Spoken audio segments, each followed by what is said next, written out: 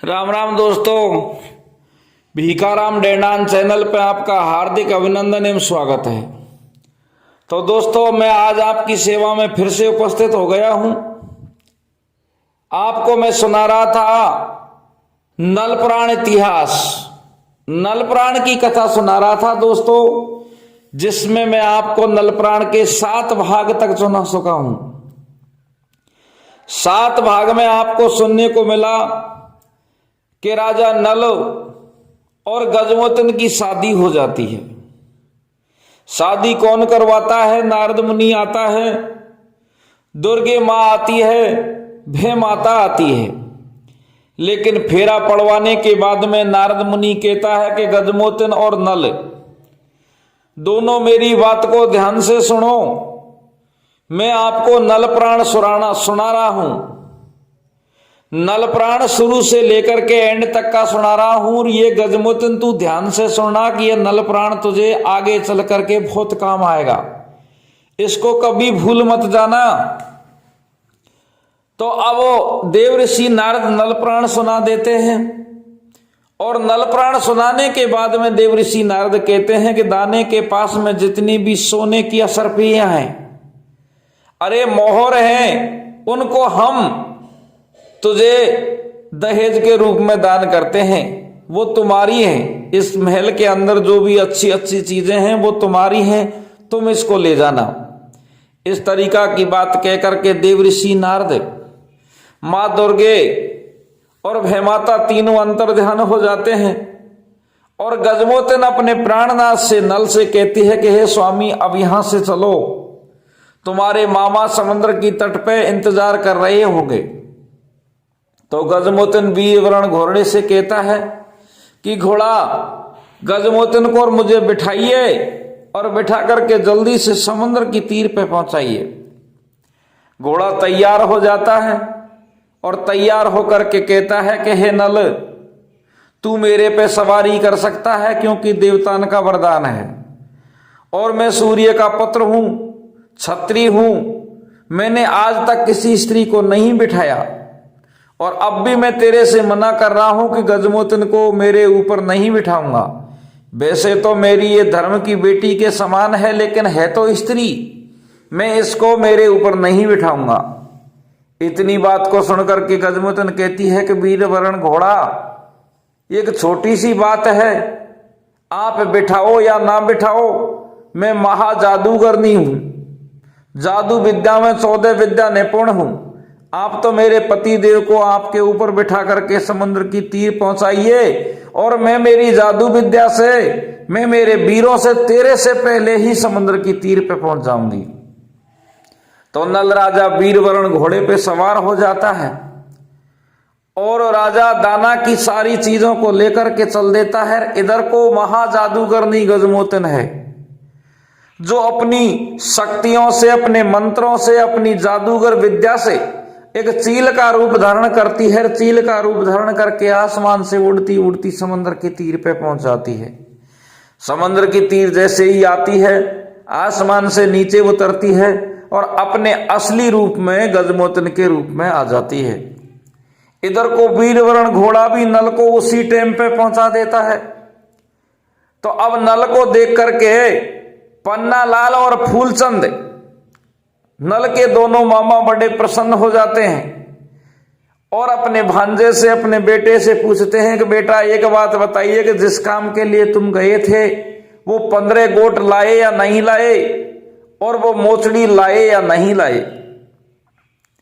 तो अपने मामा की बात को सुन करके नल राजा कहता है कि मामा, चिंता करने की कोई बात नहीं है। मेरा धर्म यह है कि मेरे मामा, नाना, मामीन को मैं किसी प्रकार की कोई समस्या नहीं आने दूंगा। वो नरवरगढ़ के राजा प्रथम ने प्रतिज्ञा की है कि 6 महीने के अंदर अंदर या तो 15 गोट और या मोचड़ी लाई जाए, वरना मैं तुम्हें फांसी दे दूंगा। तो अब फांसी नहीं मिलेगी मैं, क्योंकि मैं 15 गोटों को भी ले आया हूं, और वो मोचड़ी को भी ले आया हूं, और 15 गोटों से खेलने वाली स्त्री को भी लाया हूं, उसको पहनने वाली गजमोतन को भी लाया हूं। इतनी बात को सुन करके फूलचंद और पन्नालाल दोनों पूछते हैं कि बेटा ये कौन है, इसका नाम गाम ठौर ठिया क्या है, हमें विस्तार से बताइए। गजमोतन कहता है कि मामा, जब मैं यहां से गया, बियाबान जंगल में पहुंच गया, वहां मुझे एक भौमासुर दाने का महल मिला और भौमासुर दाने के महल में ये उसकी बेटी गजमोतन है। मैंने इसके साथ में शादी कर दी और इसके पिता को खत्म किया। शंकर भगवान का वरदानी था, लेकिन मैंने उसको रन में हरा दिया, मार दिया। और मैं उसकी दी हुई ये 7 धार की तलवार इसको लेकर के आया हूं। ये तलवार ऐसी है, इसमें 7 धार हैं। किसी भी शत्रु पे इसका वार किया जाए तो ये तलवार के आगे वो शत्रु शीश झुका देता है, कभी भी विजय प्राप्त नहीं करता। और ये वीरवरण नाम का घोड़ा है, सूर्य का पुत्र है। ये जल थल नभ तीनों में एक समान गति से चल सकता है। ये 7 मणियों की माला मेरे पास में है।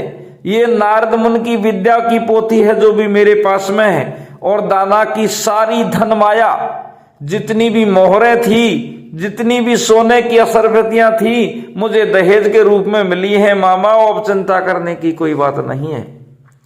इतनी बात को सुनकर के फूलचंद और पन्नालाल मन में विचार करते हैं कि हे भगवान, हम तो इसको कोई साधारण पुरुष समझते थे, लेकिन ये साधारण हमारा बेटा, हमारा भांजा नहीं है। न जाने ये किस देवी देवताओं का अवतार है। और इसके हमारे किसी दिन किसी बात को लेकर के अगर किसी तरीका का कोई विवाद हो गया, इसको गुस्सा आ गया, तो ये हमको भी खत्म कर सकता है। क्योंकि जिसने दाने को खत्म कर दिया, दैत्य को खत्म कर दिया, शंकर भगवान का वरदानी था, उसके सामने तो इंद्र जैसे राजा भी परास्त हो गए। उसको मार दिया तो हमारी क्या औकात है। अब तो हमें कोई ऐसा खेल खेलना चाहिए जिससे हमारे बेटे, हमारे ये भांजे नल को खत्म करना चाहिए। तो दोनों मामा वहां से दूर चले जाते हैं और फूलचंद और पन्नालाल दोनों बातों ही बातों में विचार करते हैं कि चलो इसको यहां से बेला पचला करके और जहाज में बैठाना चाहिए। और बैठा करके बीच समंदर जो ही आएगा, हम किसी न किसी बहाने से इसके धक्का देकर के समुद्र में घेर देंगे, जिससे ये खत्म हो जाएगा और किसी को पता भी नहीं चलेगा। तो अब इस तरीका की बात की सलाह करके गजमोतन और नल के पास में वापस अपने मामा आ जाते हैं। और फूलचंद अपने भांजे से कहता है कि बेटे, ये तो तुमने बहुत अच्छा किया। अब हमें राजा प्रथम सारी बातों को सुनेगा कि गोठ मिल गई, उसको पहनने वाली भी मिल गई, उसकी मोचड़ी भी मिल गई, तो काफी इनाम देगा। अब आप ऐसे करो, चिंता करने की कोई बात नहीं है कि हमारी ये जहाज है, इसमें आप सवार हो जाइए। तो राजा नल उस जहाज में बैठ जाता है। नल की धर्म पत्नी गजमोतन भी उस जहाज में बैठ जाती है। वीरवरण नाम का घोड़ा था, उसको भी उस जहाज में छंडा लेते हैं। 7 मणियों की माला को भी उसमें रख लेते हैं और 7 धार की जो तलवार थी उसको भी रख लेते हैं। नारद मुनि की जो विद्या थी, पोथी थी, उसको भी रख लेते हैं और जहाज को वहां से रवाना कर देते हैं। तो दोस्तों ध्यान दे के सुनो कि इस तरीका से जहाज रवाना हो जाता है और दोनों मामाओं के मन में ग्लानि बार बार आ रही है कि किस तरीका से ये नल को खत्म किया जाए। इधर को नल को 3 दिन हो गए थे दाना के महल में गए हुए, वो काफी परेशान था। रात्रि में दाने के भय से नहीं सोता था, एक डिबिया में बंद होकर के पड़ा रहता था और दिन में दाने को मारने की योजना बनाता था। वो 3 दिन से नींदों से परेशान था। तो जहाज में जैसे ही बैठता है और उसको नींद आ जाती है, नींद आ जाती है। रात्रि का टाइम था, गजमोतन भी सो जाती है। कुछ देर के बाद में जो वीरवरण नाम का घोड़ा था वो भी सो जाता है। वो भी सो जाता है तो फूलचंद और पन्नालाल दोनों मामा अपने बेटे भांजे को जगाते हैं। भांजे से कहते हैं कि भांजे, तू तो आराम से सो रहा है। हमने 3 दिन तेरे वियोग में ऐसे बिताए कि मानो कोई 3 युग निकल गए हो। हम आपसे हमेशा बात करना चाहते हैं। हम आपसे ये पूछना चाहते हैं कि आपने भौमासुर दाने को कैसे मारा। और कहने का मतलब यह है कि आप हमारे पास में रहो। जब तक आपकी शक्ल हमें दिखती रहती है, आपसे हम बात करते रहते हैं, तो हमें बहुत अच्छा महसूस होता है।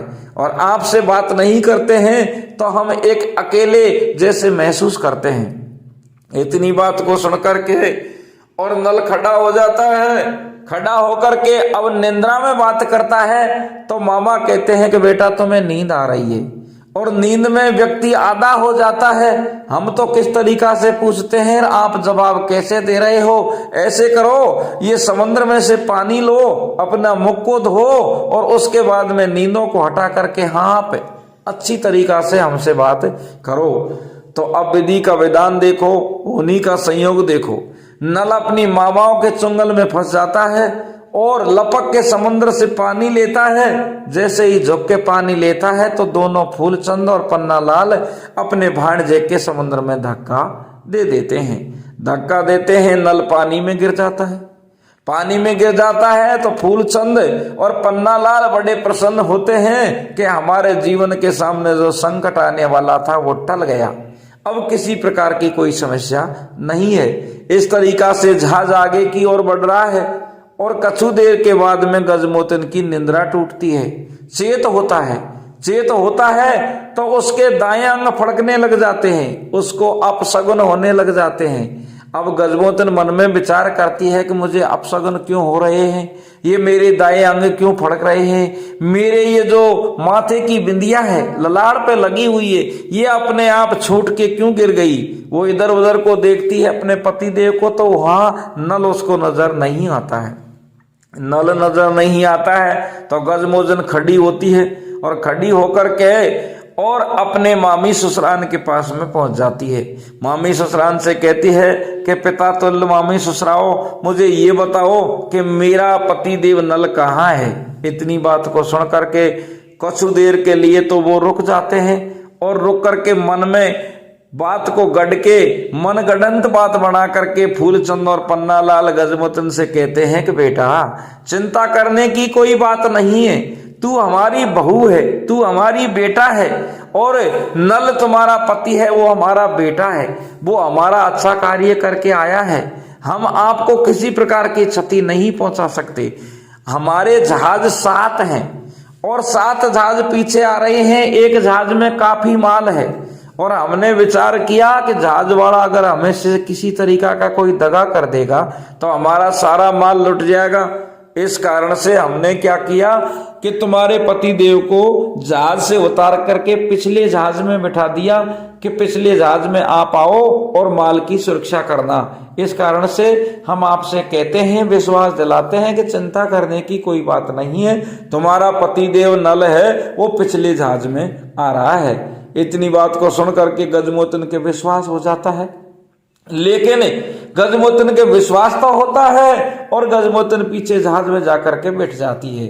लेकिन वीरवरण घोड़ा को जब निंद्रा टूटती है, वो जगता है, तो वीरवरण घोड़ा अपनी बहन से कहता है गजमोतन से कि बहन मैं तुझे बहन मानता हूं और मुझे भी ऐसी विश्वास हो रहा है, मुझे ऐसी शंका हो रही है कि ये पिछले जहाज की कह रहे हैं, लेकिन नल पिछले जहाज में नहीं है, किसी न किसी प्रकार के से कोई उससे धोखा हो चुका है।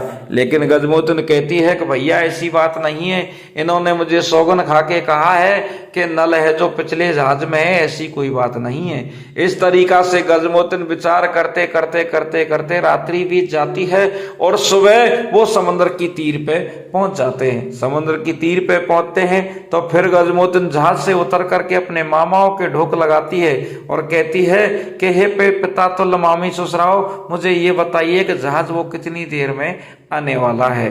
तो मामा फिर फूलचंद और पन्नालाल कहते हैं कि बेटी चिंता मत करो, जहाज है 2-5 घंटा के बाद में आ जाएगा। इधर को हम ऐसे करते हैं कि रात्रि काफी बीत गई, भोजन भी नहीं किया है, प्यास भी सता रही है, आप मेलन में चलो, थोड़ी देर बाद में तुम्हारा पतिदेव आ जाएगा। तो अब फूलचंद और पन्नालाल दोनों गजमोतन को ले जाते हैं और 7 मणियों की माला को ले जाते हैं, वीरवरण घोड़ा को भी ले जाते हैं और दाना के यहाँ से जो काफी माल मिला था सबको गाड़ियों में लदवा करके और दक्षिणपुर पहुंच जाते हैं। दक्षिणपुर जाते हैं तो दक्षिणपुर जाकर के अब गजमोतन सारी बातों को पूछती है कि नल की माँ मेरी सास कहाँ है। तो गजमोतन की बात को सुन करके मंजा रानी कहती है कि बेटी मैं हूं। तो तुरंत गजमोतन उसको शीश झुकाती है और कहती है कि मैया तू मेरी सास है, मेरी माँ है, और तुम्हारे बेटा नल ने मेरे साथ में भंवरिया खाई है, वो मेरे से शादी करके लाया है, लेकिन न जाने मामा ने कहाँ छोड़ दिया, मुझे तो कुछ इसमें शंका हो रही है। तो अब रानी मंजा खड़ी हो जाती है और रानी मंजा खड़ी होकर के और पन्नालाल शेर फूलचंद से पूछती है कि बताओ मेरा बेटा कहाँ है। तो पन्नालाल और फूलचंद दोनों फिर झूठ बोल जाते हैं, कहते हैं कि चिंता करने की कोई बात नहीं, वो पिछले जहाज में आ रहा है। इधर को गजमोतन की बात को सुन करके और रानी मंजा है जो फूलचंद और पन्नालाल की बात को सुन करके समझ जाती है कि मेरा बेटा अब ये धरती पे जीवित नहीं है, अवश्य उसके मामा ने धोखा किया है। लेकिन सजनों वो विश्वास रखती हैं क्योंकि फूलचंद और पन्नालाल दोनों ये कह रहे हैं कि वो आने वाले हैं। तो दोस्तों ये वीडियो काफी लंबा हो चुका है, हम यहाँ से आगे की बात अगले भाग में करेंगे, क्योंकि अगर नल राजा है जो समुद्र में गिर करके कहाँ जाता है और आगे जाकर के क्या लीला करता है, और इधर को पन्नालाल और फूलचंद गजमोतन को राजा प्रथम के पास में किस तरीका से पहुंचाते हैं। जब तक के लिए राम राम दोस्तों, जय हिंद।